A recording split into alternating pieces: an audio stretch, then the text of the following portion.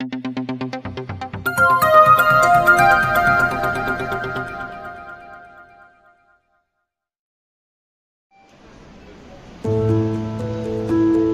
నమస్కారం. ఈనాటి దివ్యాంగుల ఉంది.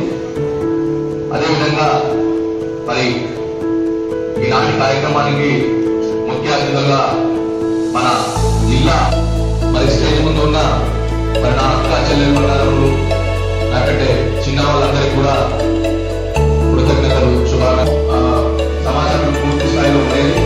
ఎందుకంటే గ్రామానికి సమాచారం రిజర్వులు లేకుండా సమస్యలకు వస్తే మరి ముఖ్యంగా ఈ సదనం సంబంధించిన సమస్యలు కొన్ని ఉన్నాయి మేడం.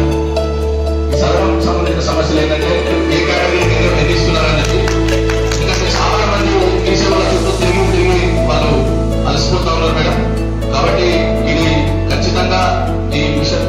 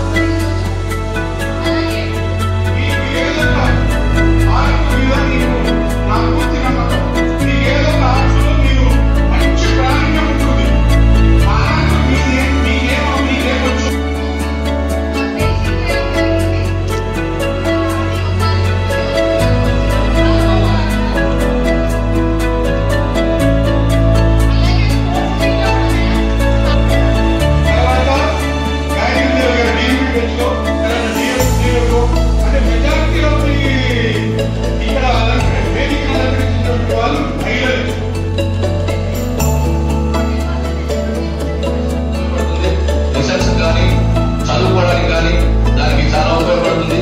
దానికి సంబంధించిన సామాగ్రి తెప్పించి మళ్ళీ పునఃప్రారంభించవలసిందిగా నేను దగ్గరనందరినీ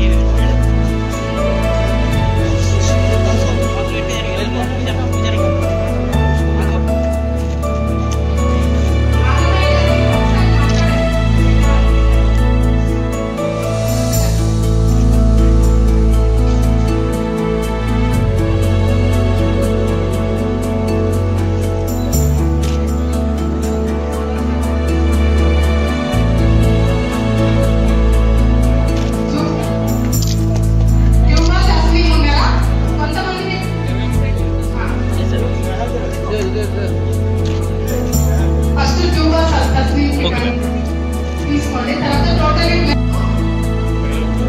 విష్ణు వచ్చిందా? మయూరి సార్ మీరు చూడండి. విష్ణు అనే అబ్బాయి, Sainath Goud. Okay, next R మమత.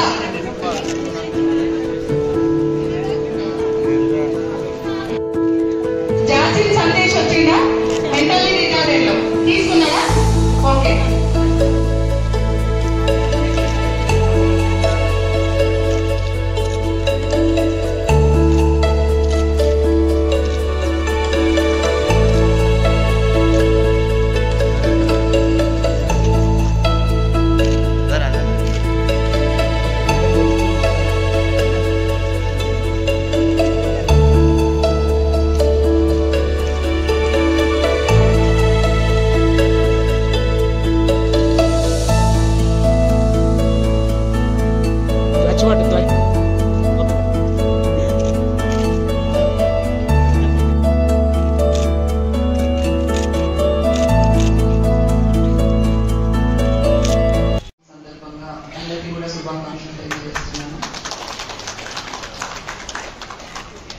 ఇప్పుడే బర్త్డే సెలబ్రేషన్స్ కూడా ఈరోజు చేసుకుంటున్నాం కాబట్టి అందరికి కూడా శుభాకాంక్షలు తెలియజేస్తున్నాను.